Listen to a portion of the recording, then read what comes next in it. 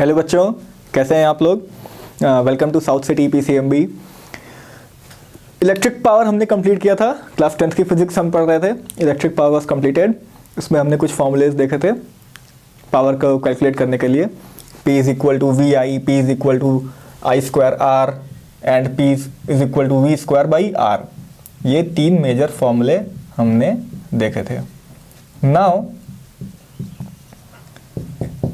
Now today we will study about heating effect of current.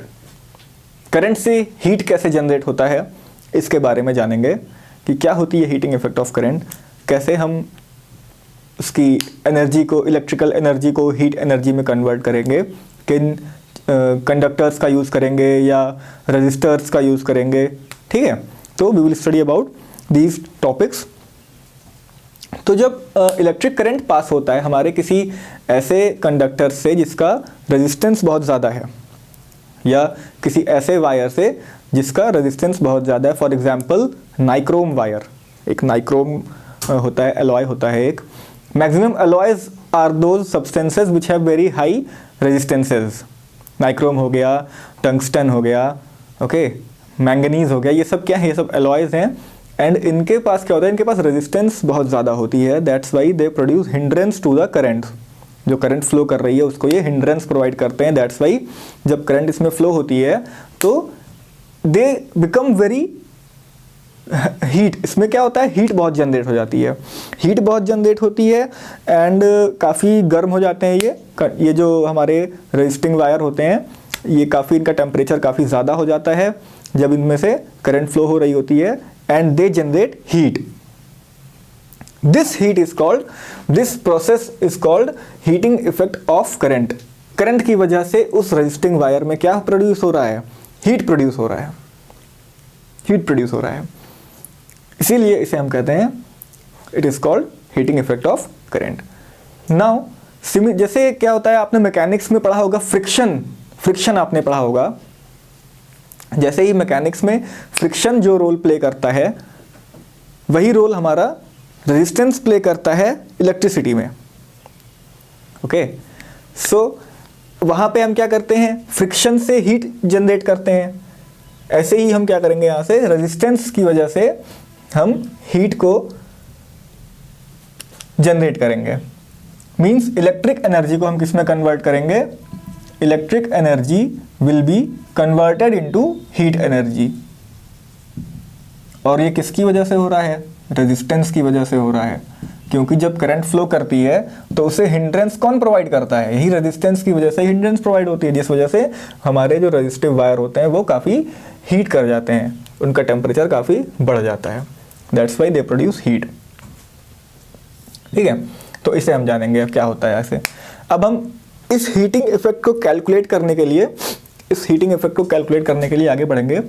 क्या होता है कि जो हमारी चार्ज मूव कर रही होती हैं, जो इलेक्ट्रिक चार्जेस मूव कर रहे होते हैं किसी पोटेंशियल डिफरेंस में, under any potential difference V, तो क्या कहते हैं हम कि they are doing work. That means work is done by those charges. यही तो, जब कोई चार्ज मूव कर रहा है, फ्लो कर रहा है करंट फ्लो करने के लिए, तो हम क्या कहते हैं कि that charge is doing work is done in that circuit. तो उसे हम कैसे डिनोट कर सकते हैं, that work done is given by Q into V। Q is the charge and V is the potential difference or voltage। Is it clear? ये समझ में आता है।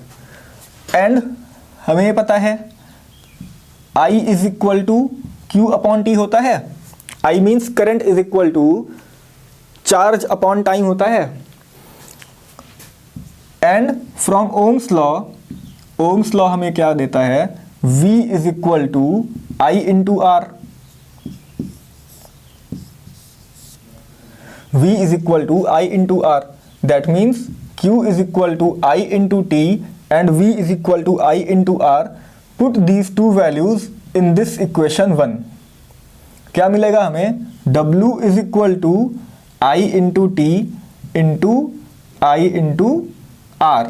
That means I square R T।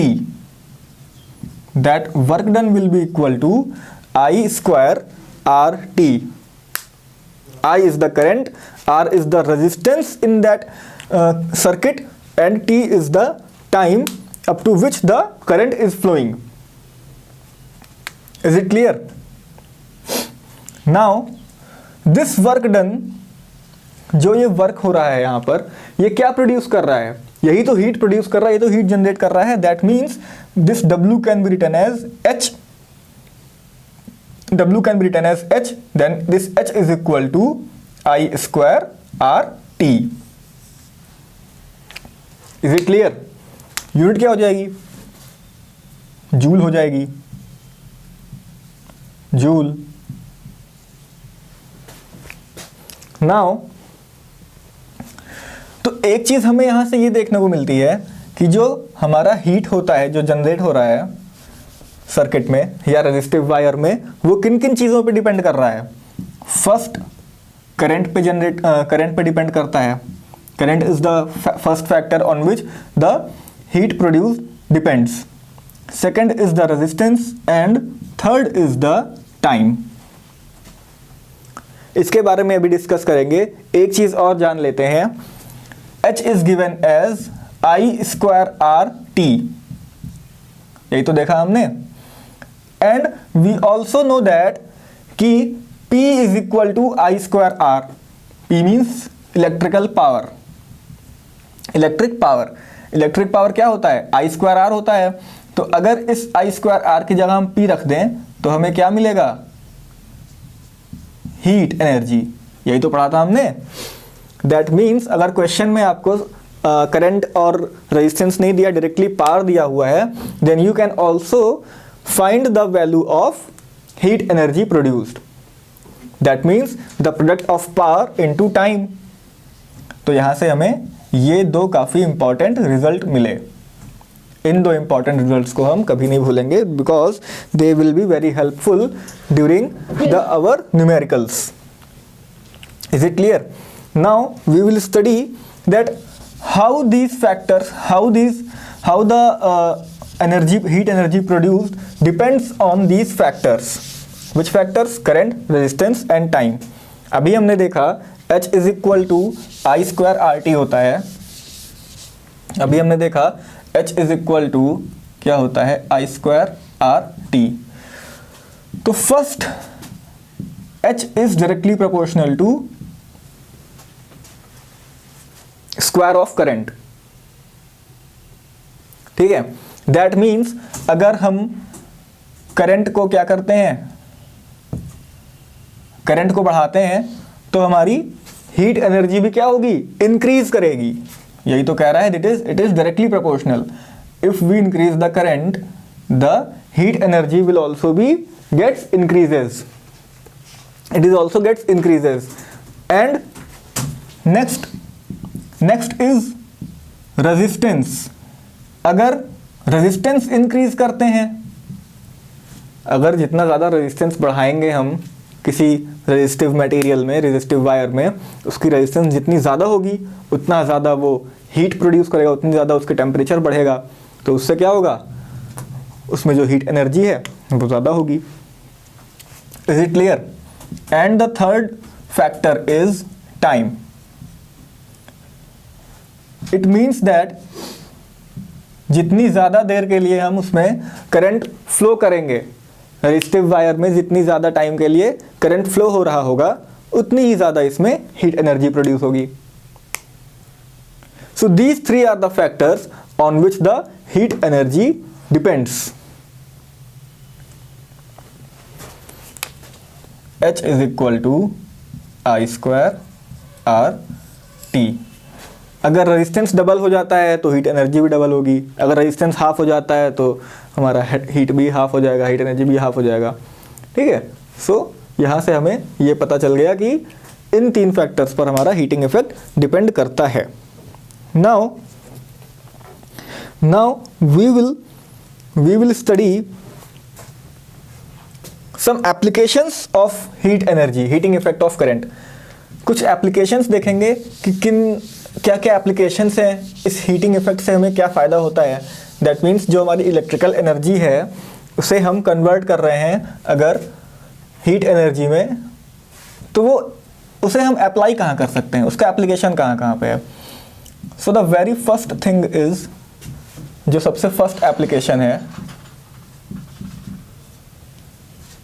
Electric heater, electric iron, toaster, geysers, इन सब चीज़ों में heating effect का यूज़ होता है। करंट का हीटिंग इफेक्ट का यूज़ होता है। फॉर एग्जाम्पल नाइक्रोम एक एलॉय है, इसका एक नाइक्रोम वायर बनता है जो हमारे हीटर्स में लगा होता है, जो कॉइल होती है उसकी नाइक्रोम वायर की होती है। सो क्या होता है, जब उसमें करंट पास होती है तो ये बिल्कुल रेड हॉट हो जाता है, इसका टेम्परेचर बहुत ज़्यादा बढ़ जाता है, और जब इसका टेम्परेचर बढ़ता है तो वो हीटिंग इफेक्ट प्रोड्यूस करता है। So this is a very good example of heating effect of current. Second is, जो हमने फिलामेंट वाले बल्ब देखे हैं, फिलामेंट बल्ब्स, तो फिलामेंट किस मटेरियल का बना होता है? That is made up of tungsten. That is made up of tungsten. Tungsten is an alloy. Tungsten एक मटेरियल ऐसा है, जब इलेक्ट्रिक करंट पास होती है बल्ब से, फिलामेंट बल्ब से, तो इस टंगस्टन की टेम्परेचर काफ़ी ज़्यादा इंक्रीज हो जाती है, और जैसे ही इसकी टेम्परेचर बहुत ज़्यादा इंक्रीज होती है, it produces heat. This is also a very good example of heating effect of current. And electric fuse आपने देखा होगा, इलेक्ट्रिक फ्यूज देखा होगा, इसकी क्या होती है, मेल्टिंग पॉइंट जो होती है, it's melting point is low.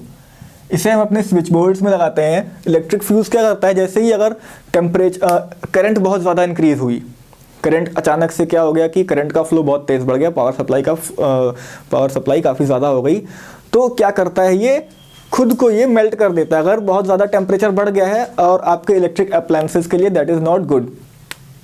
Okay, so ये फ्यूज सेफ्टी के लिए यूज होता है, for the safety of our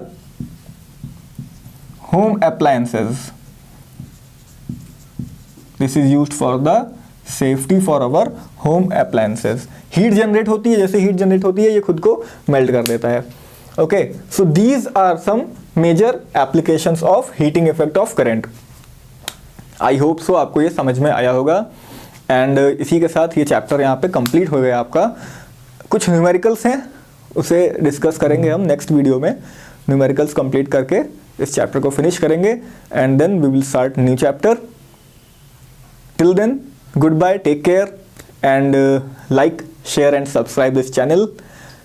Keep supporting us. Thanks a lot.